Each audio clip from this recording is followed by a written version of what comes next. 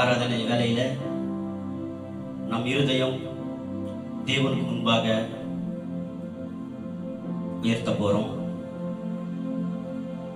இந்த வேலையில நம்முடைய இருதயம் எப்படி இருக்கணும் தெரியுமா?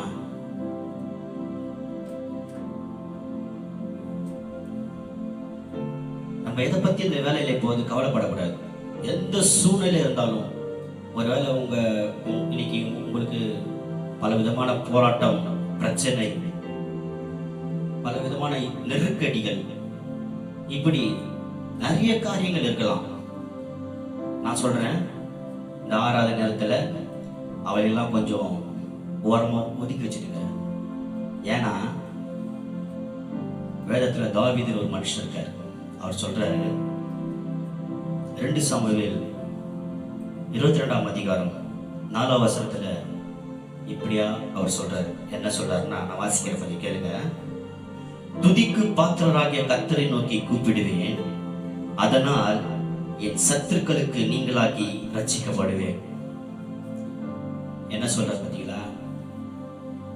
துதிக்கு பாத்திரராகிய கர்த்தரை நோக்கி கூப்பிடுவாராம், அதனால அவர் சத்துருக்களுக்கு விலக்கி அவர் காக்கப்படுவாராம். தாவீதுக்கு அவர் வாழ்க்கையில பிடிச்ச காரியம் என்ன தெரியுமா?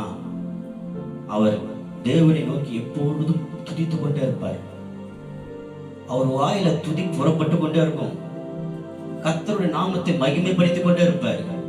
எல்லாரும் அவர் பாடல்கள் தேவனை உயர்த்தி கொண்டே இருப்பார். அது ஒரு வாழ்க்கையில ரொம்ப பிடிக்கும். ஏன் அவருக்கு பிடிக்கும்னா, அதுல ஒரு சீக்ரெட் அவர் கண்டுபிடிச்சிருக்காரு. என்ன சீக்ரெட்னா, இன்னைக்கு நம்மளுக்கு இருக்கிற பிரச்சனை காட்டிலும் அந்த காலத்துல தாவீதுக்கு அதிகமான பிரச்சனை. சவுலால பிரச்சனை, பலவிதமான எதிரிகள் மூலமா பிரச்சனை, ஏகப்பட்ட பிரச்சனையில அவர் இருந்தார். அவர் ஆட்டு மேய்க்கிறதா இருந்து ராஜாவா கோபுரத்துல உட்கார்ந்தார்.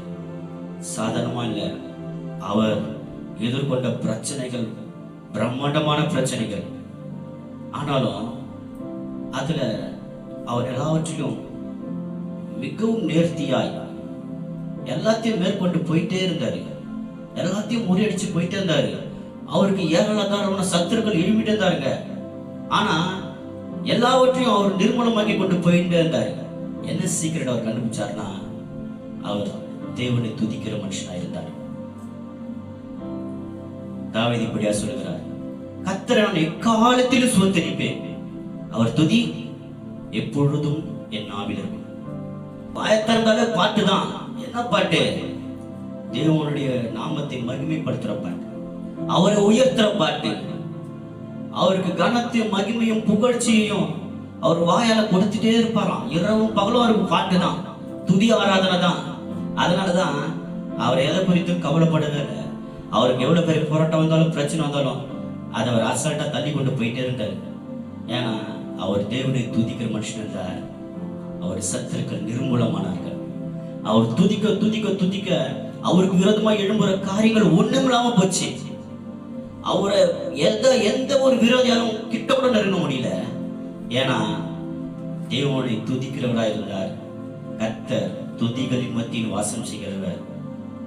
மனுஷனை, தாவீது என்ற மனுஷனை அவர் காப்பாற்றினார். இன்னைக்கு ஆராதனைக்கு வந்திருக்கீங்க. நான் சொல்றேன், இந்த ஆராதனை வேலையில நீங்கள் தேவனை துதித்து கொண்டே இருக்கிற இந்த வேலையில உங்களுக்கு எப்பேற்பட்ட பிரச்சனை இருந்தாலும் அது முறியடிக்கப்படுகிறது. அல்லேலூயா. நீங்க இங்க துதிக்கிறீங்க, அங்க வேலை நடக்கும். அல்லேலூயா. நீங்க இங்க அவர் நாமத்தை மகிமைப்படுத்த போறீங்க, உங்க பிரச்சனை நாங்க நிர்மூலமாக்கிக் கொண்டிருக்கிறது. நான் விசுவாசிக்கிறேன். அல்லேலூயா. தேவனை நாம் துதிப்போம்.